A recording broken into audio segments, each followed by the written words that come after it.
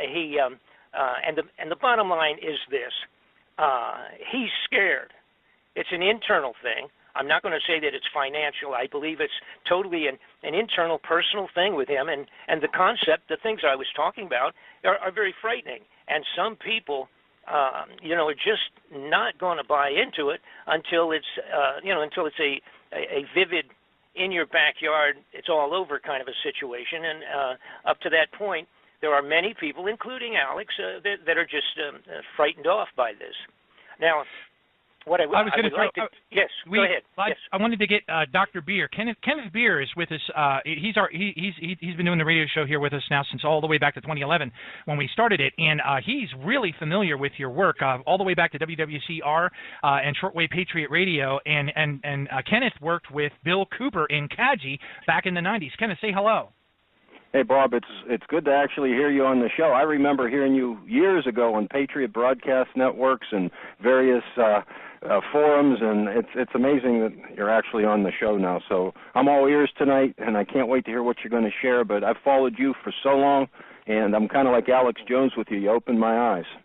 Well, thank you. I greatly appreciate that. And what I probably should do is, I have to do this very briefly because I've been doing it so long, and my personal story is so complex and what have you that, so I don't want to spend a lot of time on that. But for the people that do not know who I am, they can go, of course, to my website, which is bobfletcherinvestigations.com. Now, if you just go on Google and put in Bob Fletcher, you'll end up there also, because I'm kind of like all over the place there, sort of like a bad fungus, I guess. But at least to the bad guys in government. So as a matter of fact, I had to quote Senator Kerry, John Kerry, who's now, of course, Secretary of State. I had assisted his offices profusely many years ago in one of the inquiries relative to drugs and government officials, and I had just run for the United States Congress in 1990. And he asked me what if I had, and matter of fact, I almost took that seat, but he asked me what would have happened if I had taken the seat and become up there in Congress. And I jokingly said, well, I would be the biggest pain in the butt that they ever had in Washington. And Senator Kerry's response there was that he said, I got news, you already are one of the biggest pains in the butts in Washington. And that was, of course, back in 1990. That's a long time ago. But it's one of the best things I ever heard out of a senator's mouth out of Washington, D.C., that I was already causing them more grief than they wanted to share. But for those folks who don't know me, I got involved totally non-intentionally. I had a company, was taken over. I merged. It's not taken over. It's not, well, yeah, maybe that is the right word. I merged my company with another company in Atlanta, Georgia in 1985 or 86, that period of time. And it turned out to be run and operating by a covert Central Intelligence national security operative who supplies weapons for all of the small wars that you referred to just a few minutes ago around the world that have been taking place. This was a Central Intelligence operation. They took over my business to use it as a covert front. And then, and again, it's totally unknown to myself. There's no way of knowing that until you're already into it. Once I had signed papers and merged, and a few months into it, then I started meeting all of these military generals and officers and covert operatives, and Lieutenant Colonel Bo Greitz at that time is a good friend of mine. At this point in time, at that time, I met him when he had just come back from doing covert operations looking for prisoners of war, and that was in 86, that period of time. And they were still... Bo was still bringing and getting prisoners of war out of the old Vietnam War.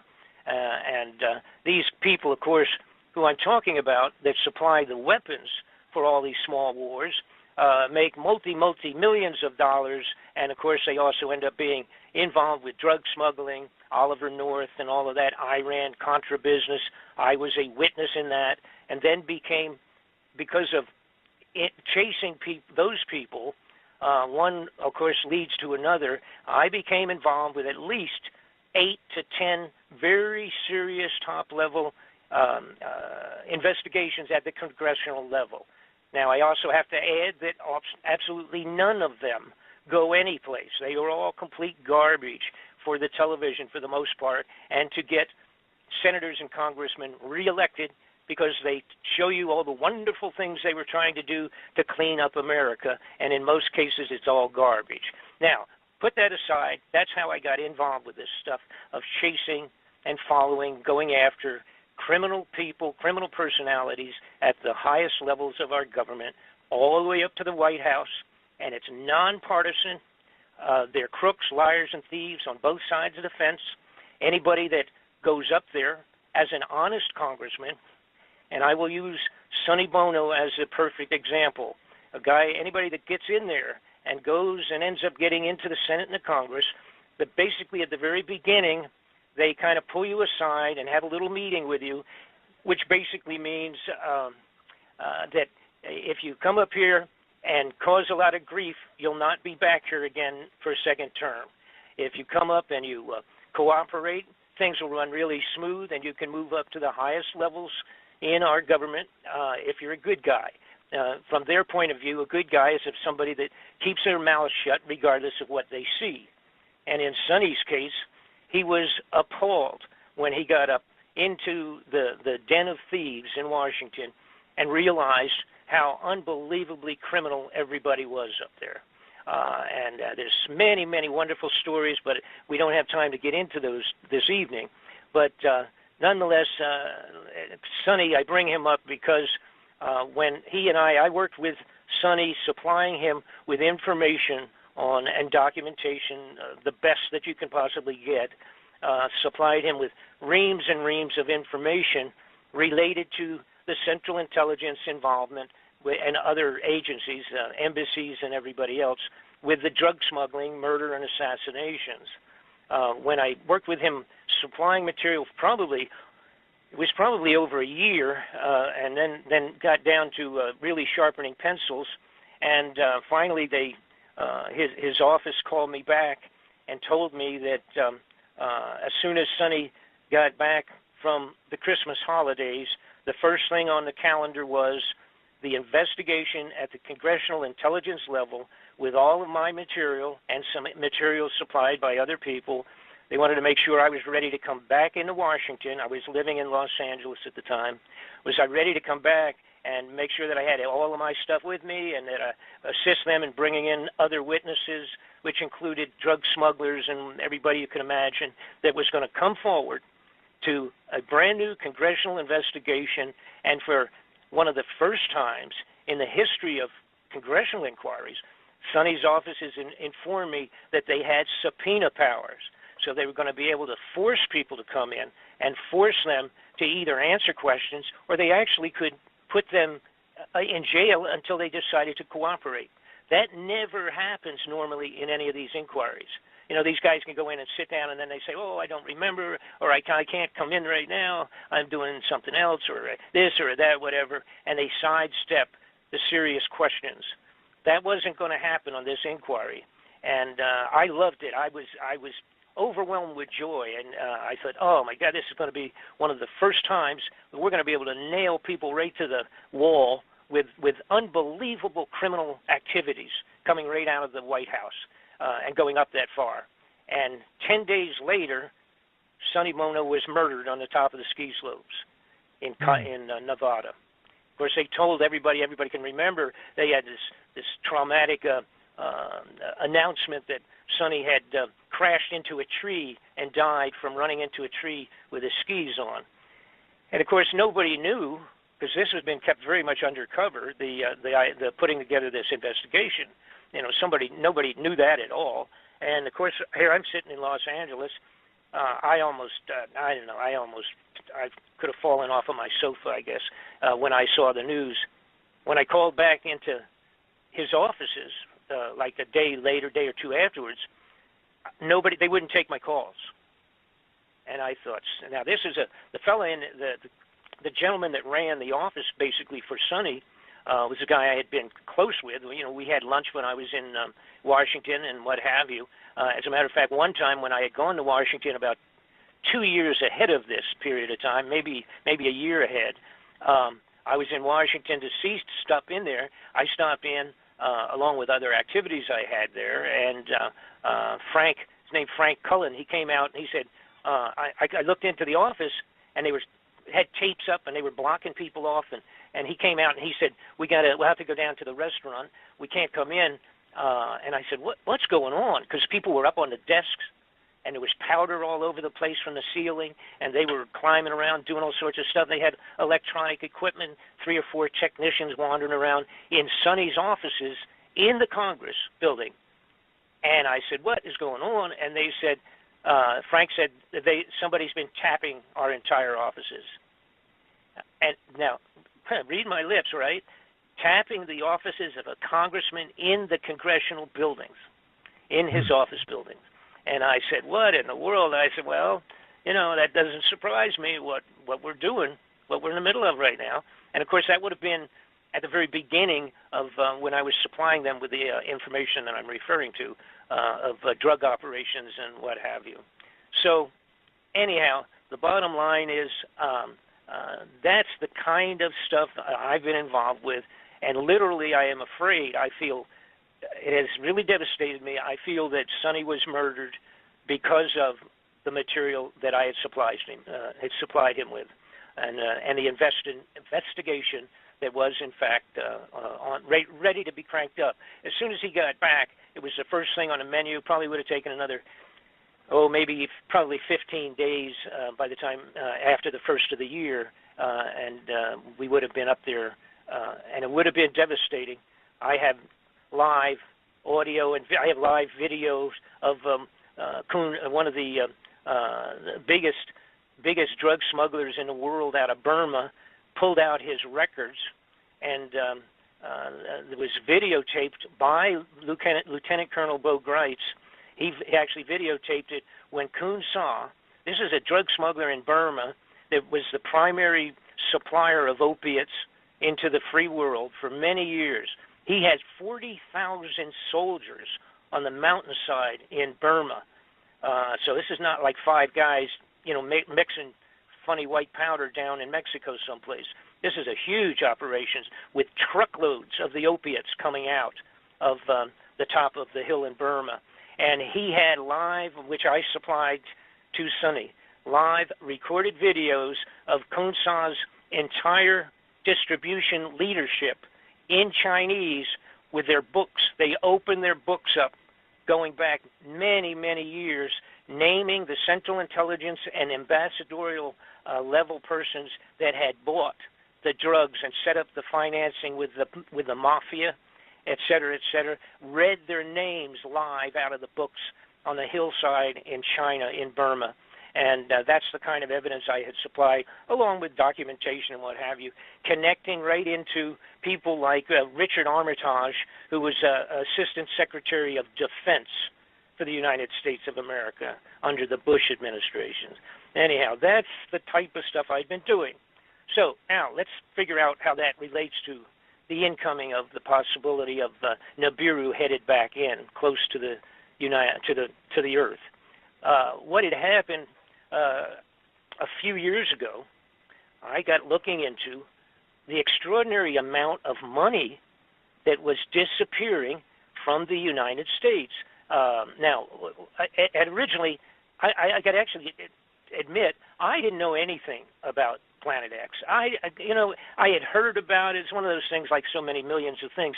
You hear about stuff, but then if it doesn't move to the forefront, or you're not directly involved with it, like in my case, if you're not directly involved with it, it's like just sort of out there, and nobody could.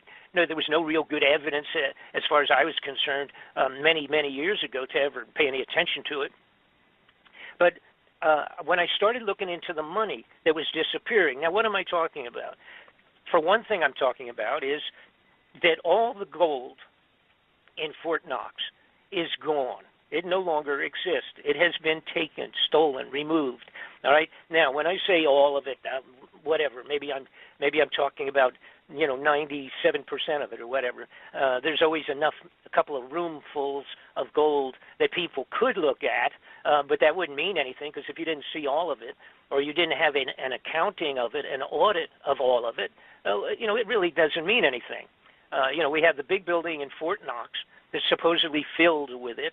And then, of course, we have it in New York City and a couple of major banks. They have some of it put away and, behind bars, if you will. And you could go there and probably still see some. They still have it in a few other locations. But for the most part, when you're talking tons of gold in gold bullion, tons and tons of it like there was at one point in time, that's not there anymore. That's just gone. We have about in 2010 or 11, whenever it was, after the financial banking crash around the world, the global pinch, all right, that affected everybody, 2008, 9, 10, that period of time, the banks or those banking entities from Germany and a few other places, they came forward over here to the Federal Reserve and they said, we need a couple of tons of our gold. They have, all those nations around the world have deposited their gold, but huge amounts of their gold, at the Fort Knox vaults as a security situation, because some of the nations have always been a little shaky since World War II, and they worried basically about random overthrow of the governments or whatever, that type of insurgencies and what all. So they had put tons and tons. I believe the amount that Germany had in there was 1,500 tons of gold, just themselves. Well, anyhow, they came forward and asked for it, and the Federal Reserve said, oh, no, you can't get it right now. Uh-oh, what's wrong with that picture? If you got a couple $1,000 of mine, I would be upset. But if you had a couple 1,000 tons of gold of mine, I would really be upset. It's kind of figures that the average guy can't even perceive. So following that, there were several other nations that came forward. They asked for their gold, and they were told the same thing. And interestingly, they were told to kind of get back in 2020, in the year 2020, they could probably get a good audit or some of their gold. That was kind of what the original answer was. And then, of course, we had Ron Paul came forward in Washington, and he has for several years said he wants an audit. We require an audit. The United States wants to know if the gold is there, because he agrees with me, and that is that it's gone. And, of course, they told him the same thing. Basically, they just said, go away. You have no right to even require or request at the senatorial, congressional level that you do not have the right, because that's the way it's set up in terms of the Federal Reserve creation and regulations. Nobody outside of their own group of bankers had the ability to audit or even request an audit. And, of course, that doesn't happen. That's kind of like having Al Capone keep track of the mobsters for you or something like that. So that doesn't happen. Right. All right. So now we have – now that kind of like really bothers me, and I'm listening to that and watching that and all, and I thought, what's wrong with that picture? And then Donald Rumsfeld, the guy that was in charge of the Department of Defense at that time, came forward on the floor of the Congress. Now, this is important. It's the date that he did this, the day before the 9/11 terrorist event in New York. Rumsfeld came forward on the floor of the Congress and said that he had lost, the Department of Defense had lost $2.3 trillion. He said it went back a few years, but apparently they just can't locate it. They don't know where it went. 2.3 trillion over about 10 years. Then, of course, we had the next day was the event that occupied the news for the next 7, 8 months, for crying out loud, and that was the outrageous event in New York City. End of story. You never heard again. You never heard a word about Rumsfeld and the Department of Defense missing and losing their money. And by the way, that amount of money equals $8,000 for every man, woman, and child in the United States of America. That's how much that is. Wow. Okay, so let's move forward. What else bothered me? The woman who's in charge of keeping track of the Federal Reserve distribution of funds from the Federal Reserve into international banking, she came out and somebody asked her on the floor of the Congress in an inquiry that they had understood that somehow there was $9 trillion off of the books progressively over the last few years of the banking Federal Reserve being lent out to people, bank systems in Europe, but that they understood it was quote unquote off the books and it was not really definable as to where it had gone. And she had not acknowledged that that was a fact. So there's $9 trillion. Now, we're not even talking billions. We're talking trillion here. And again, it was progressive over a period of time. But basically, she said that she would look into it. But yeah, she understood there was sort of a, again, they just were not positive where it had gone to. So anyhow, done deal. There goes $9 trillion. By the way, that works out to about $30,000 for every man, woman, and child in the United States of America. So we're almost getting serious money here. So anyhow, when I put all this together, and then there was many, many other outrageous situations with huge, gigantic amounts of money just vanishing progressively over 10, 15, 20 years. So now you got to realize, see, there's no way to money launder $1 trillion. Not you can't, $1 trillion. And we're talking 2.3 vanished from the Defense Department. If you were slick enough to embezzle that out of the funding of the Defense Department, you can't go to the local bank and hide it in your safety deposit box. All right, not even Pablo Escobar, the drug smuggling operations, they couldn't do anything with that. So I sat, and I was thinking, what in the world? Where could money like that go to? What are we talking about here?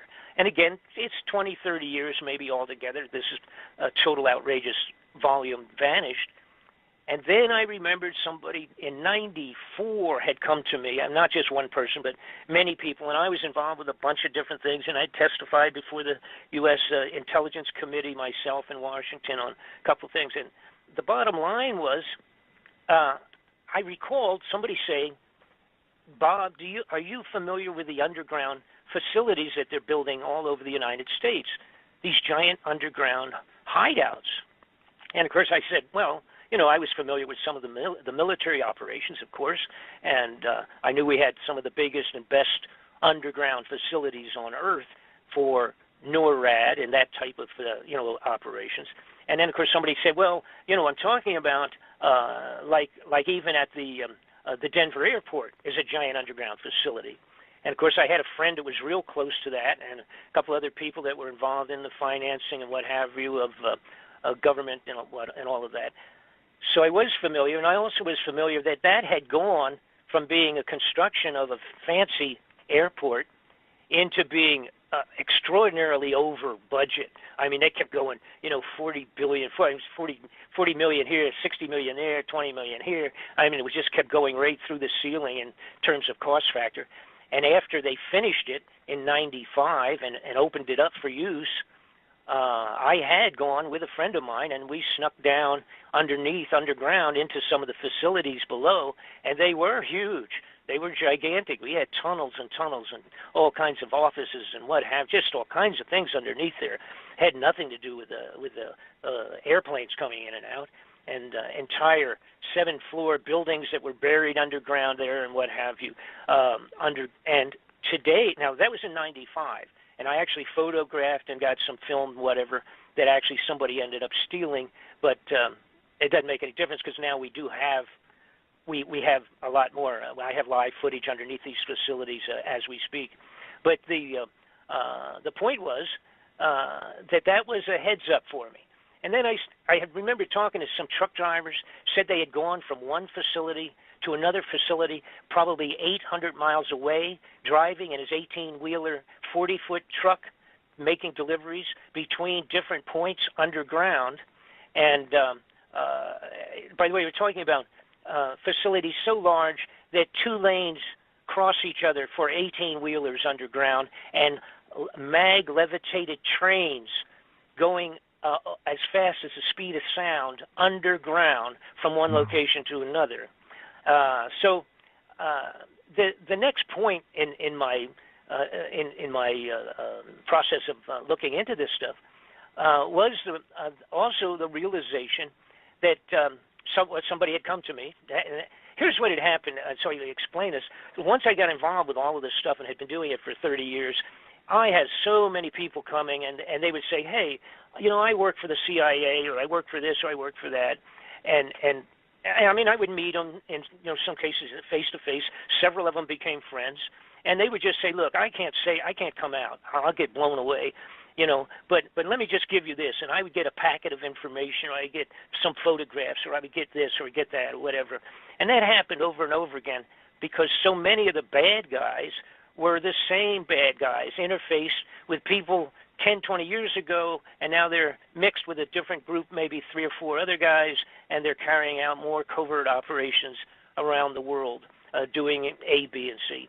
So that was what had happened to me, see. So it ended up where I was like a sounding board, and I used to, again, when different investigations came up, congressmen, senatorial offices, et cetera, would call me, and they would say, hey, we're looking into this. Do you have anything with this guy and that guy or that bank or this? And I would say either no, I don't, or I would say, oh, yeah, wait a minute. He was involved with A, B, and C over there 5 years ago. So that was what had happened. That was what had created my original lifestyle, if you will, and keeping me in this junk. So now let's get back to all the crazy stuff going on underground. I had somebody came to me and said, you know, these underground facilities, they're all over the United States, but to add to it, they're doing it all over the world, and the major nations of the world are doing a similar thing, building these underground hideouts. And they said, you know, well, let me show you this in Russia. Let me show you what they're doing in China. Let me show you this.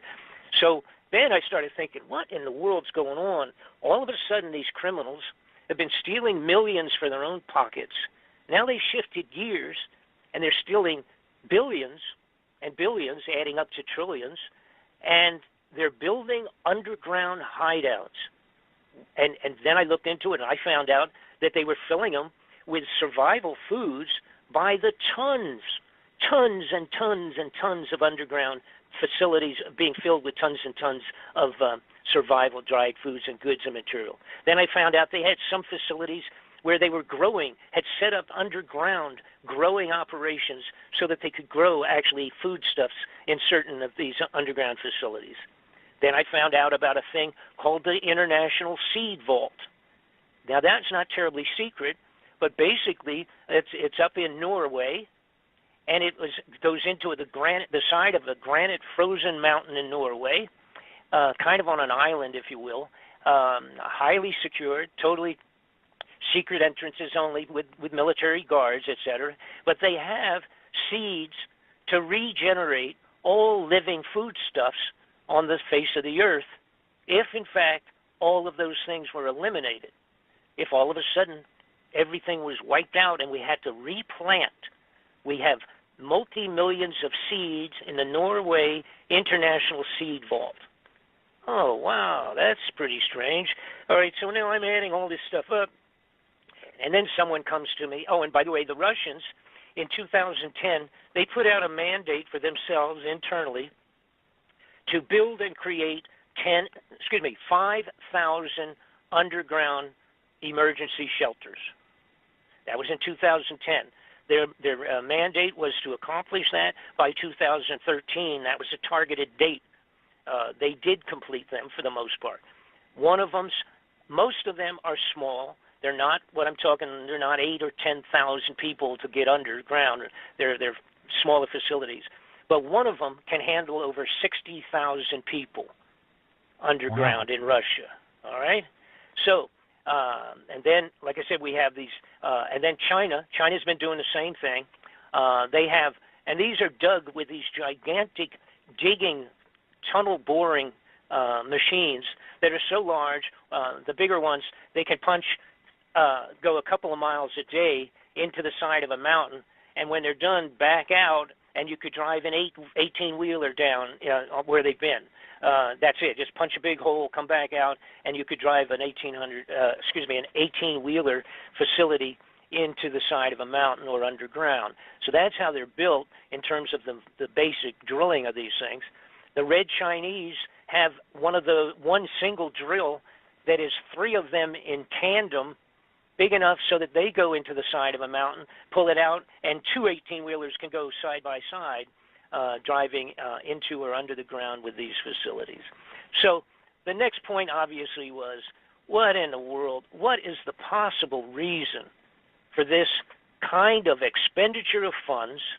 And by the way, see, if anybody wants to know, everybody ever scratch their head and say, how come they don't fix 50,000 bridges and tunnels and what have you in the United States of America, all of our infrastructure? They haven't spent a penny on that stuff in 30 years. We have bridges today with 1 million cars going over it every day into major cities that technically should be condemned. And the numbers of that, by the way, and of course all this stuff, a guy can individually look up on your computers. You want to find about, just put something in your computer on Google like infrastructure problems in America, and put that up, and you see the figures. It'll blow your mind. But they're not doing anything. They're not doing anything on any of that stuff. The money is not there. Where's all the money? The money is underground in these hideouts for the elite. They then also spent in the last few years millions and millions of dollars buying military equipment for the police and the sheriffs and for security operations, bullets, machine guns, under the title of, how about the Forest Rangers with 15 a million bullets purchased under their name. Not only Forest Ranger, how about the Internal Revenue Service? Thousands of bullets and machine guns and that type of stuff. All right? So we say, what's that got to do with it, Bob? Well, it has to do with social riot control up on the top of the ground when the elite are down under the ground. And then finally it came to me, exactly, I don't remember what it was. Maybe I told some people I was looking into all these different things, and somebody simply said, Nibiru, Planet X, has been finally really discovered, and it's coming back. So then I started doing some snooping because I didn't even know what they were talking about. And I said, I remember something about that.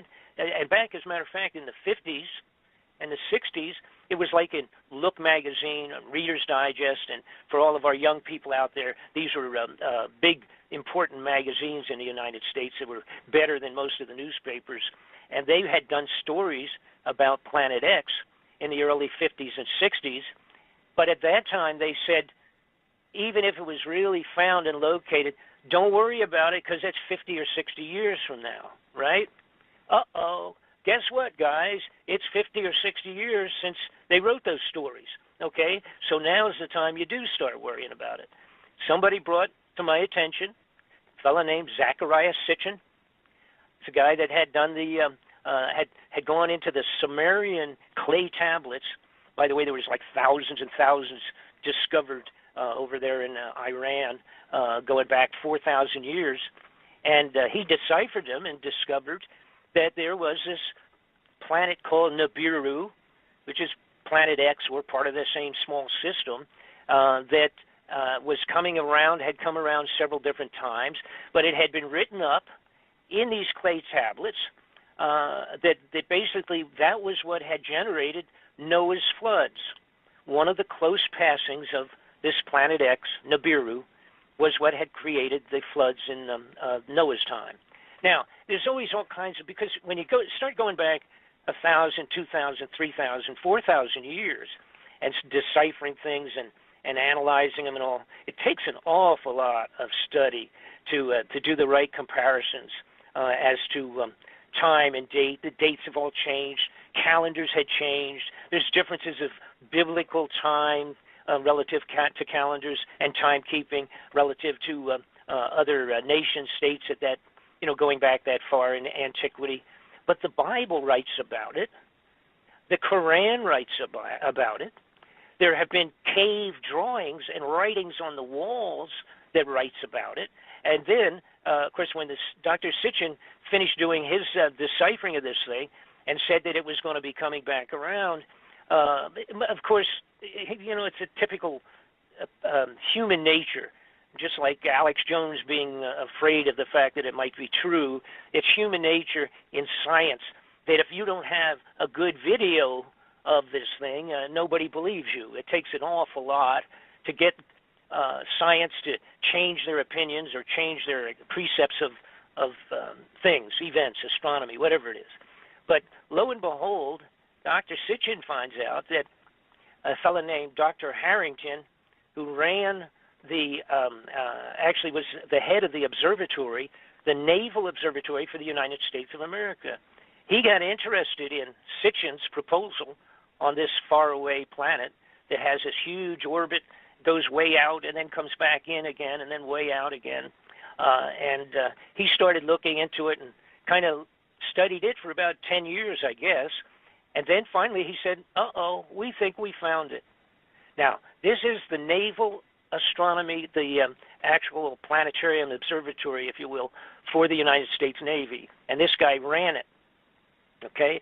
He called Sitchin in to his offices and sat down with him. And I'm not sure off the top of my head. I have 10 million things in my feeble little mind here, but I don't have the exact date. It's not important. I think it was 1990. And so Sitchin sits down with Harrington. Harrington says, I agree with you. I think that you're absolutely right. And as soon as he said that, in a short period of time, he became ill and he died of cancer in about, within a couple of years before he was able to complete his official report. Now, people, of course, could throw stones at that since the final report was never accomplished, but we have the actual videotape of that meeting between Sitchin and Harrington when Dr. Harrington admitted he was right and they had found it. So at some point in time, and by the way, I have to say this also, I'll just throw this in.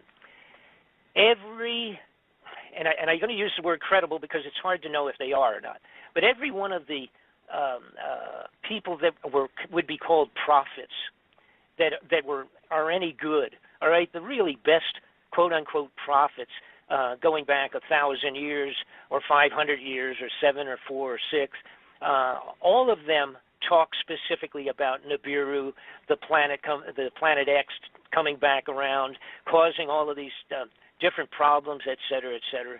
And it included Mother Shipton from England 400 years ago that predicted scuba diving, submarines, automobiles, tanks, harvesting equipment, generators, computer systems, all of that. And she also made a big deal about Planet X Nibiru coming back by and causing unbelievable havoc on the face of the globe. Nostradamus does the same thing. And my point, I guess, here is when you have all of the religions, all the religious writings, even the monks on the top of the mountains in Tibet have the same stories, the same information related to the return of Nibiru. All right, now, and there's also junk related. I'm not going to get into it too much. Information, junk's not a good term. Information related to this also in the crop circles like crazy. All kinds of very specific points of the Nibiru return. So finally, it made sense where all the money went. By the way, we now have 103 underground facilities. I have finished the DVD. It's a double disc DVD. It's very tedious because I was obligated, I thought, to give all of the interfacing connections of in other words, connecting all of the dots from square one moving forward. It's a 4-hour DV, 2 DVs of 2 hours each. It covers everything, the political part of it, the foreign part, the secrecies, how they've been doing it, how they've been going about it, etc. But the bottom line is this, and some people will remember, 1983, Ronald Reagan did a speech on the floor of the United Nations, and he said, I wonder how we will all react between each other. And he was talking to the Russians and the Chinese, and at that time, he said, when we discovered some extraterrestrial threat, how well would we cooperate among each other once we found that there was an extraterrestrial threat headed towards Earth, and in fact, we all have to join together? Well, that's exactly the period of time, from my information, that Ronald Reagan was presented with the fact that Nibiru was headed back in and gave them a fairly close estimate. Estimate is probably the best term of when it might in fact be going to arrive. So now I'm going to shut up briefly anyhow. If you have any questions or anything like that, jump on right now. We've also had, by the way, an awful lot of important people at high levels of international government that had died since this, that may very likely have been privy to the information of this planet headed back in, and that the upper crust bad guys were maybe worried that they wouldn't keep their mouths shut, so they eliminated them. And of course that includes 2 or 3 of the heads of the CIA that had been retired. They were all killed. They set them up and make it look like they were physical problems, or that they had, in Bill Colby's situation, they told us that he had fallen out of his canoe. And I did a major investigation into his death. He was murdered, no question about it. Who knows why Princess Kelly, or why, what am I trying to say? I'm having the princess that was so popular that died in the car. Diana? I'm sorry, Diana. Princess Diana. She may possibly have been one that fit into the category of knowing what was coming and people being worried that she would shoot her mouth off. So you have to understand something. A lot of people, and a lot of people ask, when are they going to tell us? When are they going to make an official announcement to the people that this thing is coming in? All right? That can never happen, and it will never happen. There will not be an official presentation that, oh, by the way, we'll call it my fellow countryman speech from the president. That's not going to happen. Now, if it does happen, let me rephrase it. It may possibly happen, but when it does, the United States will already have to be under martial law. The entire country has to be under martial law before they make that presentation. And, of course, when they do make it, all those people that have their tickets to go underground are already going to be there, and the speech will be put out on a pre-recorded format to the rest of the world. They're going to be gone, and they don't want any interruption on their way down into the tunnels, all right? So the bottom line is, my opinion is, they probably will never make that announcement official. But before it becomes visible in the sky, where people start saying, and thousands of just average folks, but also, of course, the amateur astronomers, before any of them get to where they can actually say, uh-oh, there's a new star. And then a week later, it's going to be a little bit bigger, and then it's going to be a little bit bigger. And before that happens, and it starts becoming the talk of the Earth, we will be in martial law. That's where the equipment, the military equipment's been supplied going back to the 90s to the sheriffs and the police departments all around the world, all around the United States, and including things like grenade launchers, bazookas, personnel carriers. Some of it they talked about there in Missouri when they're having the racial problems here recently, and they complained. They said, what's with the police coming out with water cannons and personnel carriers and armored cars and all that? Where'd that come from in Missouri? Because people hadn't paid attention. See, but these things have been placed continuously since the 90s, and the only caveat, the only extra little sidebar to it was that they would supply them for almost nothing. They could make long-term payments to the, for the leftover, quote-unquote, leftover military equipment that was being made available to these policing operations. The only thing was they had to agree that if they were ever needed for a national emergency, quote-unquote, that they would come on board, with whatever federal agency that requested their help, and that they would use it appropriately. And of course, these guys, it's great. These sheriffs getting, 50 caliber machine guns on the top of a troop carrier, for crying out loud, in the North Carolinas. I mean, they love that. We'll sign anything. What do I got to sign? That's great. Get me a couple of those and a couple of few bazookas and a bunch of gas masks, and yeah, we want all that stuff. So that's been going on like crazy, and that's all going to be. That's already in place. All right, that's all out there already, and continuing to move. That's where all those thousands of bullets and everything to all these stupid little bureaucratic offices have signed off on thousands of sidearms and bullets and stuff like that. What in the world would that be for? And there's so much that they've ordered, you could fight a third world war with the junk that they've put out and distributed across the police forces and the forestry department and that kind of junk, IRS. What's going on? Now, I also shift gears again, another fine point. I got looking into, and by the way, I took 3 years creating these 2 DVDs. And I won't tell you how many problems I had. They've been trying to shut this thing down profusely. My computer's been tapped as many as 3,000 times in a couple of years. So, and anyhow, that's aside, a little nothing. I looked into the religious part of it. I thought, the Pope, and at that level, all right, they got to be involved. And I started snooping. Son of a gun, guess what? The Vatican built an infrared telescope in Arizona, built and owned by the Vatican, owned and operated cooperatively by the United States government, NASA people, but it's owned by them. And by the way, guess what they called it? Lucifer.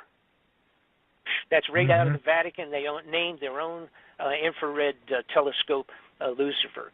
Now, the Planet X at this point in time can only really be photographed properly by very powerful infrared telescopes. It doesn't put out its own light, therefore it's something that's not simply seen easily. Theoretically, Planet X is 5 times the diameter of Earth. It carries along with it 4 or 5 moons of its own, somewhat like a separate little solar system, with the bigger planet being what would represent the sun, and then the moons around it. It's kind of like its own little solar system. I'm trying to hit on a few of the more poignant. Oh, okay.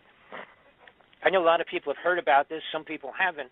But why would, if we didn't have something like this happening, why would the Centers for Disease Control order up and purchase over 500,000 coffins designed exclusively, even including in the patents itself, designed exclusively to accommodate possibly 2 or 3 adults and designed specifically to be cremated? These are bought, ordered up, purchased, and delivered over 2 years ago to the Center for Disease Control. Something's wrong with that picture, folks. So you got to worry about that. The other thing that people ask me, again, maybe possibly being a little bit repetitious, but a lot of people ask, why can't we just go out in the backyard and see it? Well, first off, it's way far off in terms of distance still. It is already affecting everything. The crazy weather that we have on the globe in the last 2 years, it can be, I think, my opinion, along with people that are on the scientific side of it. I didn't come to this as a scientist, as an astronomer. I have to depend on people that have been doing it for years. Some of this I discovered myself once I learned what was happening. For example, all of the planets have been changing, going from Pluto inward. All of the planets have been heating up. Their surface chemistries have been altering. There's having storms on the face of some planets. They've never seen that ever before. That's right. Some of the planets are wiggling, jumping around a little bit in their orbits. They're not quite sure what's going on with that. All right. Now, Planet X comes back from a distance out beyond the Oort cloud. And for people that are not familiar with that, and that would include myself 3 years ago, the Oort cloud is like a gigantic circle of space debris in tremendous volume. I'm talking trillions and trillions of pieces, I guess, of space debris that constitutes what they call a cloud, named after the guy that discovered it, named Oort, a German or a Yugoslavian or something like that. Anyhow, it comes in from way out there. That Oort cloud, so that you get a handle on this, that Oort cloud surrounds the entire solar system that we are existing in. All right, so that's how big it is and how far out it is. All right, the Planet X is said to be returning from way out past that, coming back in, and when it travels, it's like a bowl. I refer it to like the bowling ball effect. It's like a bowling ball coming down the alley into the 10 pins at the end of the alley, and as it goes into all of that debris and everything else on it, making its way on inward, it's affecting by gravitational effects and physical collision, etc. It's banging junk all over in every possible direction into the universe. We have had an increase in meteors and meteorites just in the last 3-4 years. I mean, and unless you're completely out of it, you can just watch the regular NBC, CBS News, and you can see every once in a while they say, oh, there was another meteor was seen, and they'll show this ball of fire coming down over California, and then they'll say, oh, a week or two later there's another one someplace else, and someplace else, and someplace. It's global. They're all over. They're coming in like crazy because they've been cultivated and smacked and dislodged from where their normal little homeland would be, floating around in space, because of this Nibiru coming back in with this whole little solar system of its own, heading back. The idea is now there are, in fact, and I have to kind of give credit and point out and make a real important point here. There are a couple of different points of view whether Nibiru will come back in on our plane. We are on what's called the plane of the ecliptic, which is somewhat all of the planets reasonably on a flat plane.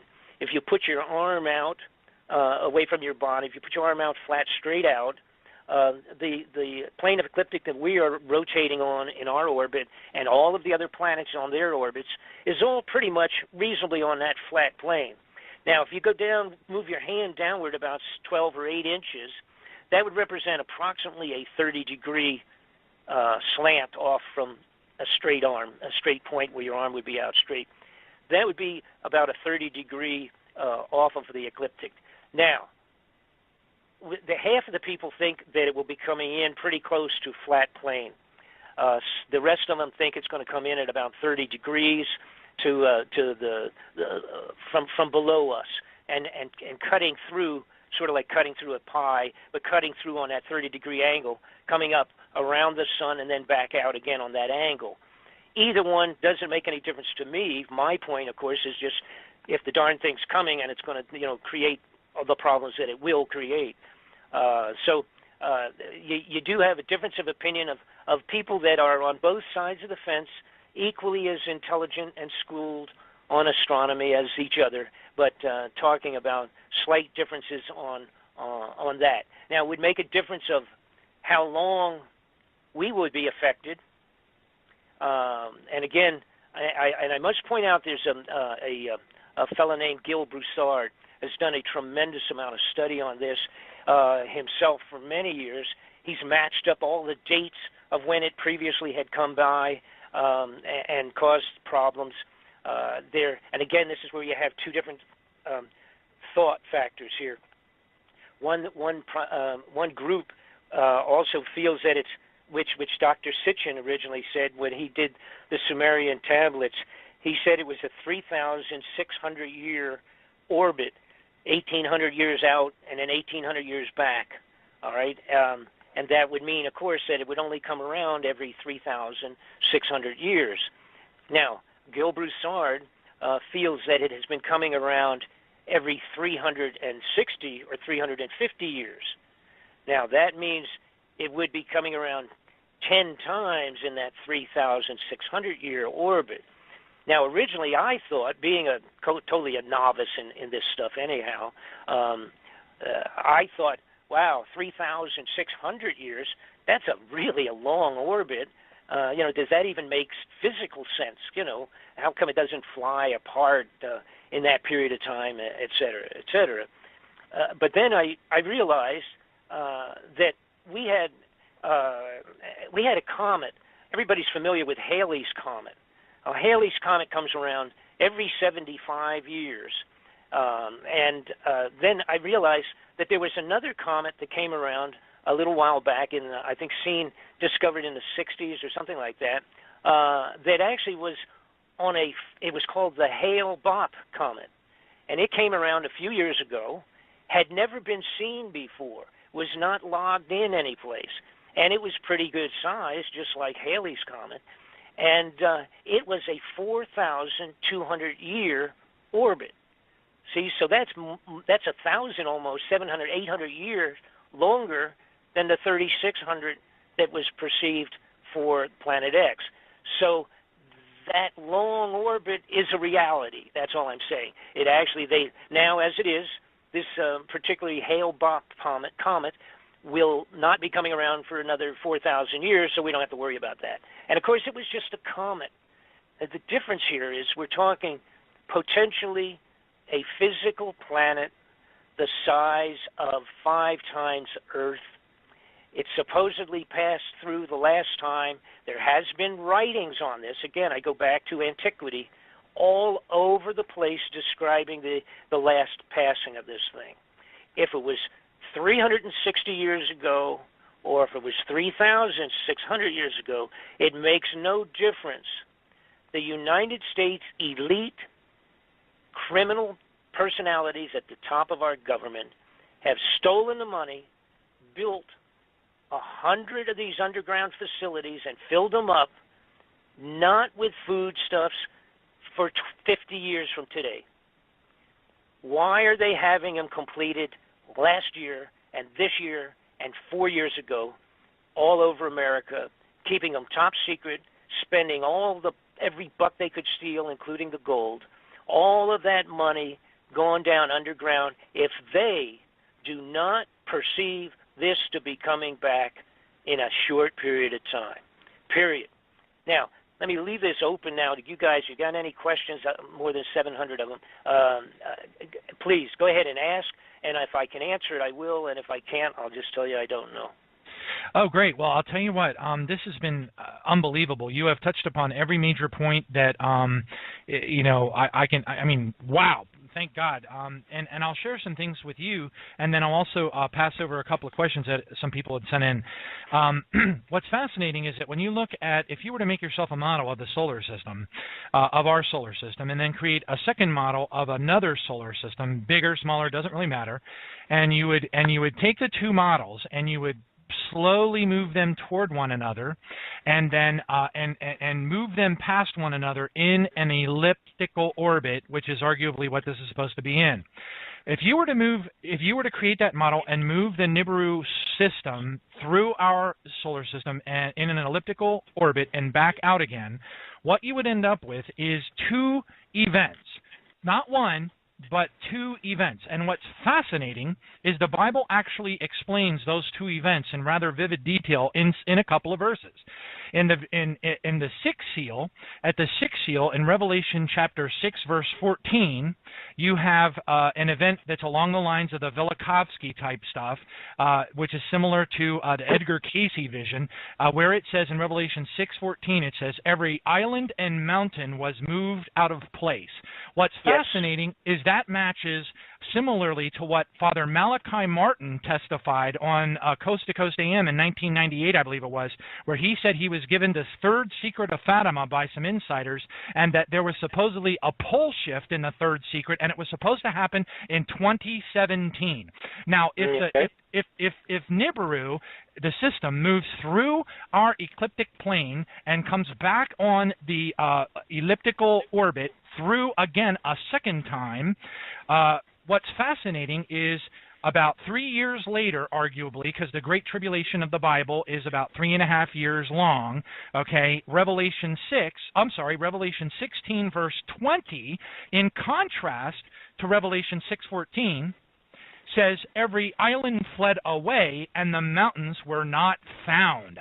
So what you have in Yep. So then you have a dynamic in Revelation 16, verse 20, that is very similar to what you see in the movie 2012, where the crust of the earth completely gave way and entire continents were destroyed. And that's fascinating because the timeline just seems to follow suit with an elliptical orbit of a star system moving through our solar system. One of the questions that someone had submitted was, have you heard any word, in your from people in your sources and such, about Puerto Rico, something happening in Puerto Rico, FEMA coffins, stockpiles of emergency supplies, things like that, anything associated with Puerto Rico? There is a prophet by the name of Ephraim Rodriguez who's talking about a comet or an asteroid splashing down off the coast of Puerto Rico. What do you know about that?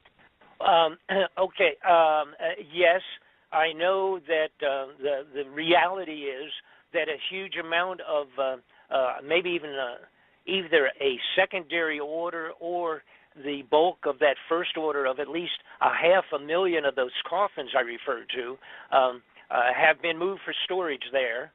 I do know that a couple of million body bags were ordered up and have ended up there in terms of the storage. Now, I don't know if, in fact, first off, I don't believe there's any way anybody at this point in time could say XYZ is going to hit into the waters close there or something of that sort. I don't know. Personally, my gut feeling overall is that that probably would be a lousy place, but for some reason, temporarily, yes, that's a truism. That stuff is down there, or at least some of it, and in big numbers. That's all I can say as far as that's concerned. Not positive about if anybody would have the ability to get close enough to say. And besides, here's the other point. If we saw a tsunami in a couple of years ago, and we witnessed that, and it was unbelievable. And that was from an earthquake way far out in the ocean. These tsunamis that would be set up and generated from large, let's say something the size of a school bus, anything the size of like a school bus that went into any of the oceans on the earth, will set up tsunamis that would be shocking to almost every coastline, east and west, away from the center point. It only takes something that big if it's coming in at the speeds that these would be coming in. We witnessed one, and now this is another important point as people relate to why can't we see these things, et cetera. First off, it's not close enough.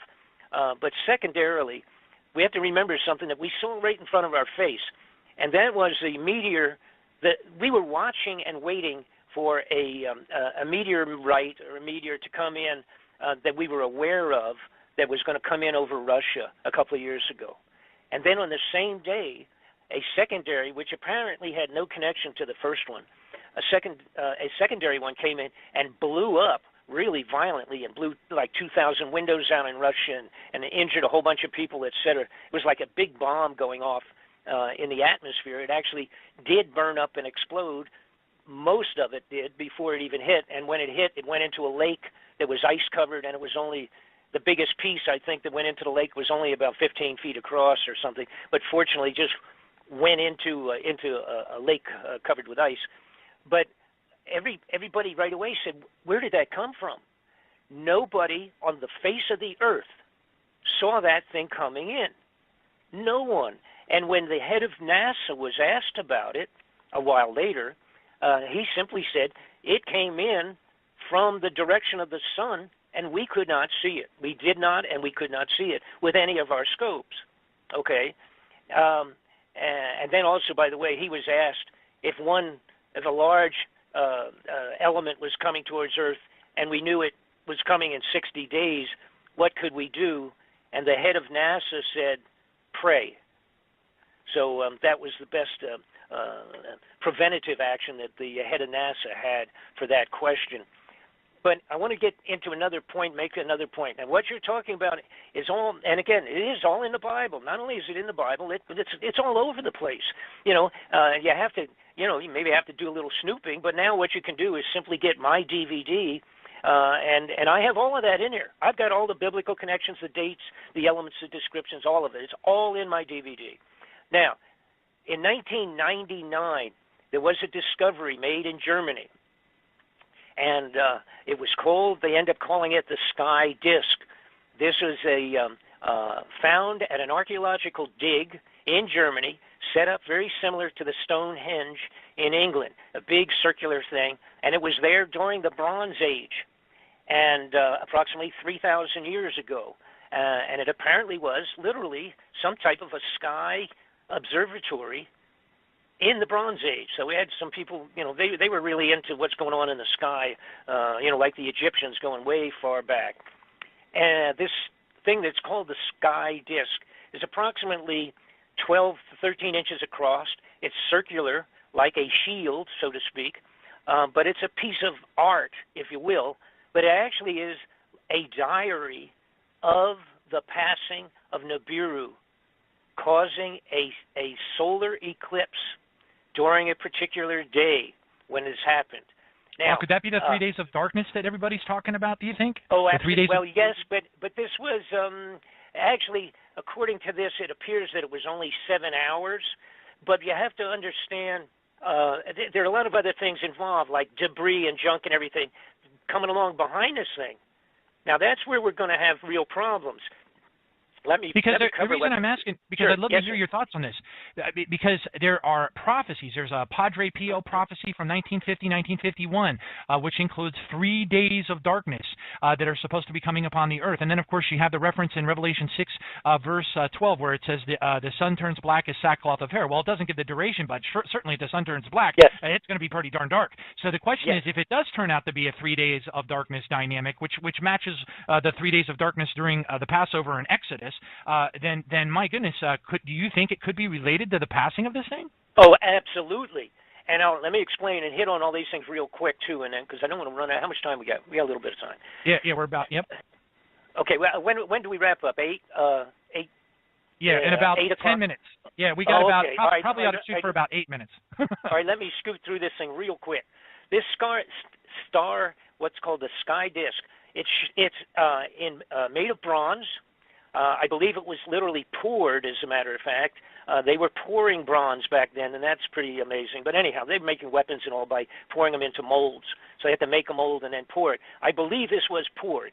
It is in bronze, 12, 13 inches across, circular, and highlighted in gold. The whole thing, all the planets and everything indicated on the disk is in gold. Now, here's the point. The location, a couple of things showed up in this. One is the different constellations that they very specifically have been able to identify are all on there in gold.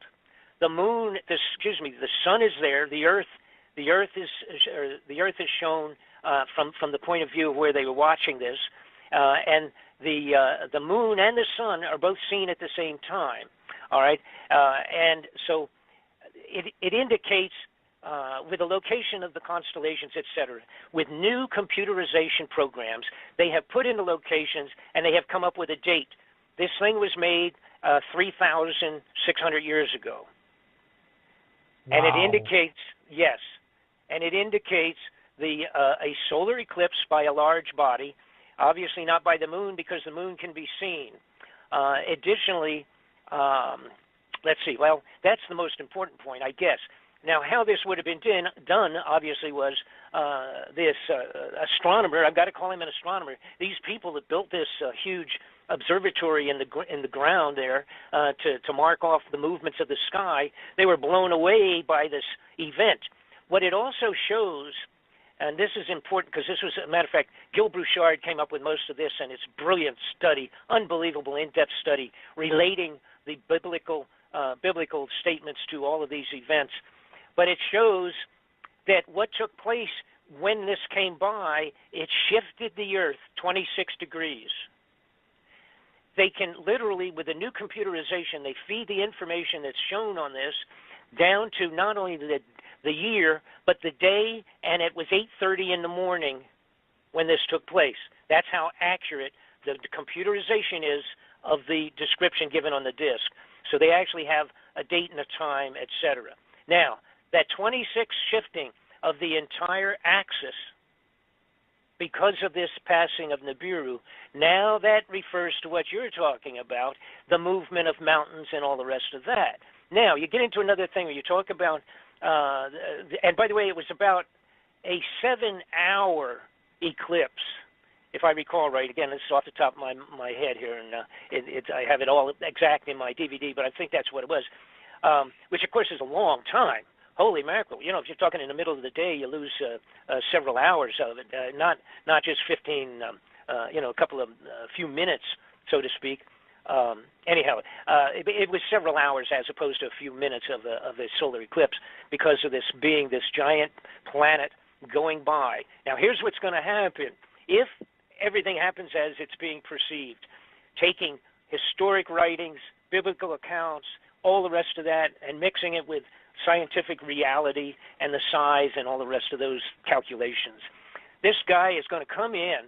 Now, when it comes in to go around the sun, and again, dragging with it a couple of moons, about 4 or 5 moons, it's also going to have a tail behind it of meteoric junk, all right, just space junk, dragging along behind it. That's when we're going to go through.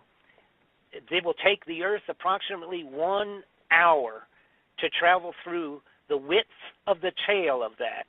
After it's gone behind the sun, our orbit will drag us through it in a worst-case situation, through the tail. It will take an hour to pass through it. During that hour, we will be going through a hailstorm of meteors.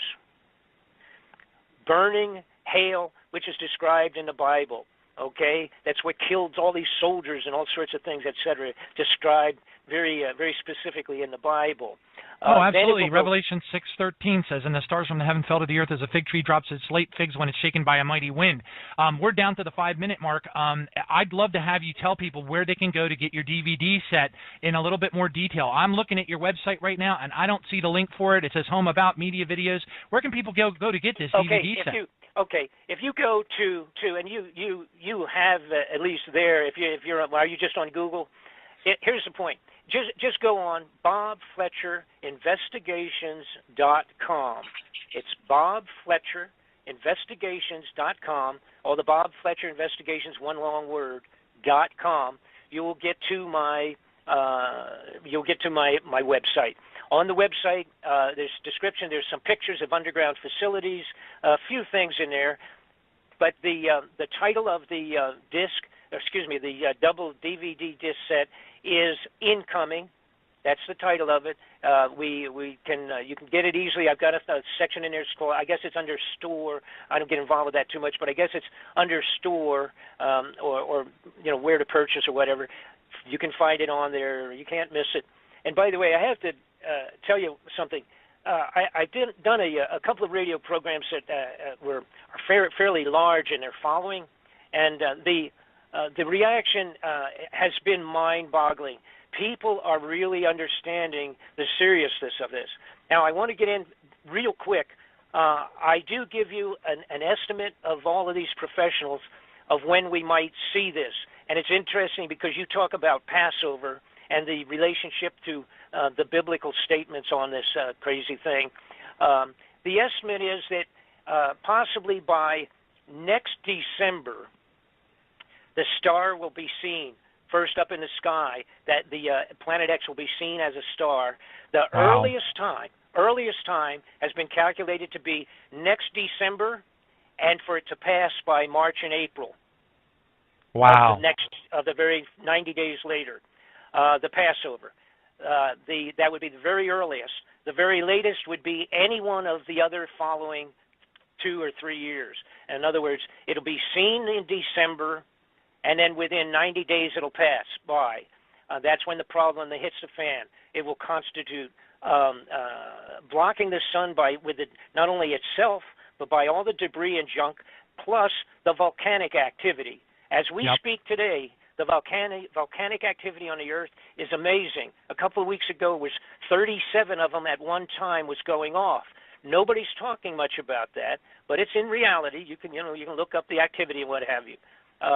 It will cause volcanoes. It will cause tsunamis that will be mind-boggling. The gravitational effect. We have to remember, and I get into this also in the DVD. You have to remember that the moon pulls our waters in and out all the time with the tides.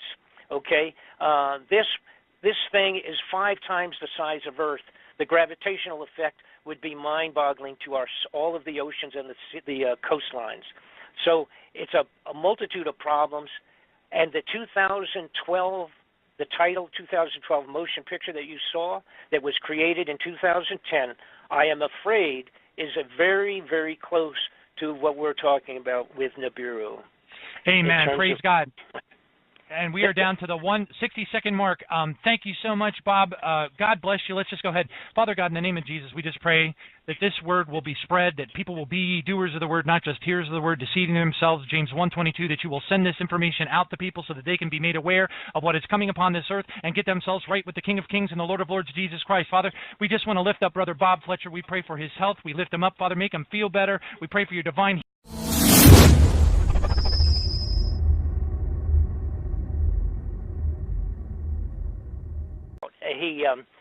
and the bottom line is this: he's scared. It's an internal thing. I'm not going to say that it's financial. I believe it's totally an internal, personal thing with him. And the concept, the things I was talking about, are very frightening. And some people, are just not going to buy into it until it's, until it's a vivid, in your backyard, it's all over kind of a situation. And up to that point, there are many people, including Alex, that are just frightened off by this.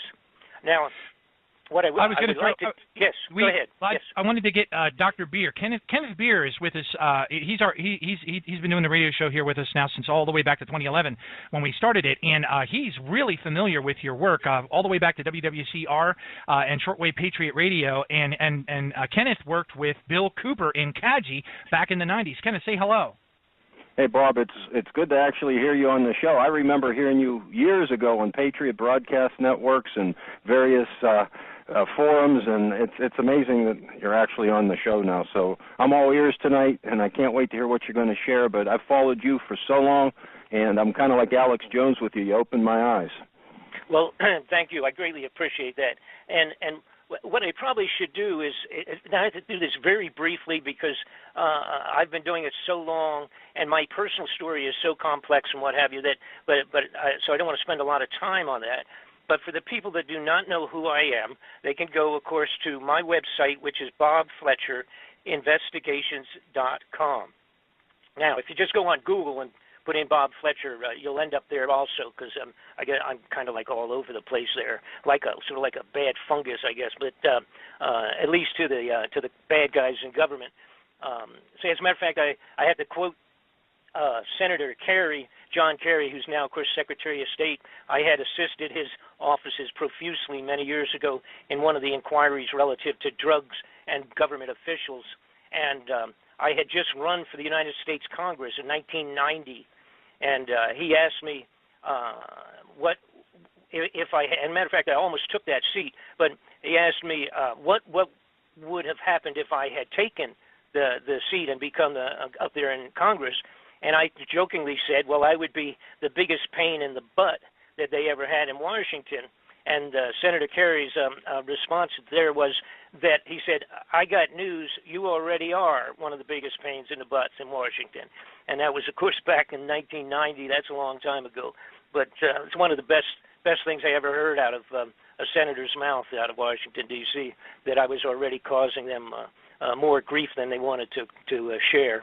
But for those folks who don't know me, I got involved totally non-intentionally. I had a company, was taken over. I merged. It's not taken over. It's not, well, yeah, maybe that is the right word.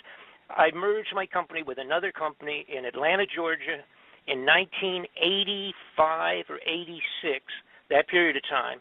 And it turned out to be run and operating by a covert Central Intelligence national security operative who supplies weapons for all of the small wars that you referred to just a few minutes ago around the world that have been taking place. This was a Central Intelligence operation. They took over my business to use it as a covert front. And then, and again, it's totally unknown to myself. There's no way of knowing that until you're already into it. Once I had signed papers and merged, and a few months into it, then I started meeting all of these military generals and officers and covert operatives, and Lieutenant Colonel Bo Greitz at that time is a good friend of mine. At this point in time, at that time, I met him when he had just come back from doing covert operations looking for prisoners of war, and that was in '86, that period of time. And they were still, Bo was still bringing and getting prisoners of war out of the old Vietnam War. And these people, of course, who I'm talking about, that supply the weapons for all these small wars, make multi-millions of dollars, and of course they also end up being involved with drug smuggling, Oliver North and all of that Iran-Contra business. I was a witness in that, and then became, because of chasing those people, one, of course, leads to another. I became involved with at least 8 to 10 very serious top-level investigations at the congressional level. Now, I also have to add that absolutely none of them go anyplace. They are all complete garbage for the television for the most part, and to get senators and congressmen reelected because they show you all the wonderful things they were trying to do to clean up America, and in most cases it's all garbage. Now, put that aside. That's how I got involved with this stuff of chasing and following, going after criminal people, criminal personalities at the highest levels of our government, all the way up to the White House, and it's nonpartisan. They're crooks, liars, and thieves on both sides of the fence. Anybody that goes up there as an honest congressman, and I will use Sonny Bono as a perfect example, anybody that gets in there and goes and ends up getting into the Senate and the Congress, that basically at the very beginning, they kind of pull you aside and have a little meeting with you, which basically means that if you come up here and cause a lot of grief, you'll not be back here again for a second term. If you come up and you cooperate, things will run really smooth, and you can move up to the highest levels in our government if you're a good guy. From their point of view, a good guy is somebody that keeps their mouth shut regardless of what they see. And in Sonny's case, he was appalled when he got up into the den of thieves in Washington and realized how unbelievably criminal everybody was up there. And there's many, many wonderful stories, but we don't have time to get into those this evening. But nonetheless, Sonny, I bring him up because when he and I worked with Sonny, supplying him with information on and documentation, the best that you can possibly get, supplied him with reams and reams of information related to the Central Intelligence involvement and other agencies, embassies and everybody else, with the drug smuggling, murder, and assassinations. When I worked with him supplying material, it was probably over a year, and then got down to really sharpening pencils, and finally his office called me back and told me that as soon as Sonny got back from the Christmas holidays, the first thing on the calendar was the investigation at the Congressional Intelligence level with all of my material and some material supplied by other people. They wanted to make sure I was ready to come back into Washington. I was living in Los Angeles at the time. Was I ready to come back and make sure that I had all of my stuff with me, and that I assist them in bringing in other witnesses, which included drug smugglers and everybody you can imagine that was going to come forward to a brand new congressional investigation.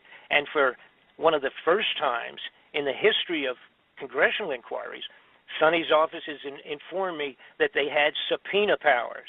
So they were going to be able to force people to come in and force them to either answer questions, or they actually could put them in jail until they decided to cooperate. That never happens normally in any of these inquiries. You know, these guys can go in and sit down, and then they say, oh, I don't remember, or I can't come in right now, I'm doing something else, or this or that, whatever, and they sidestep the serious questions.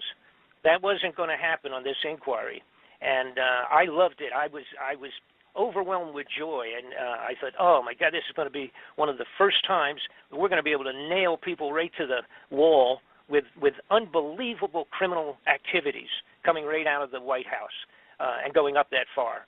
And 10 days later, Sonny Bono was murdered on the top of the ski slopes in Nevada. Of course, they told everybody. Everybody can remember they had this traumatic announcement that Sonny had crashed into a tree and died from running into a tree with his skis on.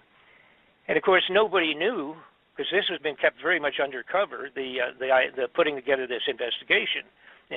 Nobody knew that at all. And of course, here I'm sitting in Los Angeles. I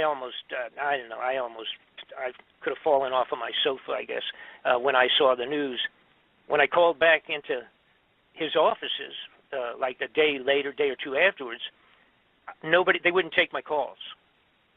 And I thought, now this is the fellow the gentleman that ran the office basically for Sonny was a guy I had been close with. We had lunch when I was in Washington and what have you. As a matter of fact, one time when I had gone to Washington about 2 years ahead of this period of time, maybe a year ahead, I was in Washington to stop in there. I stopped in along with other activities I had there, and Frank, his name Frank Cullen, he came out and he said, I looked into the office and they had tapes up and they were blocking people off, and he came out and he said, we'll have to go down to the restaurant. We can't come in. And I said, what's going on? Because people were up on the desks and there was powder all over the place from the ceiling, and they were climbing around doing all sorts of stuff. They had electronic equipment, 3 or 4 technicians wandering around in Sonny's offices in the Congress building.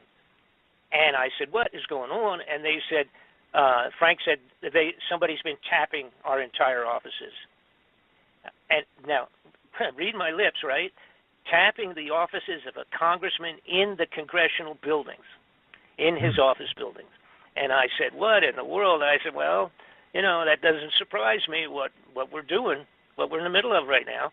And, of course, that would have been at the very beginning of when I was supplying them with the information that I'm referring to of drug operations and what have you. So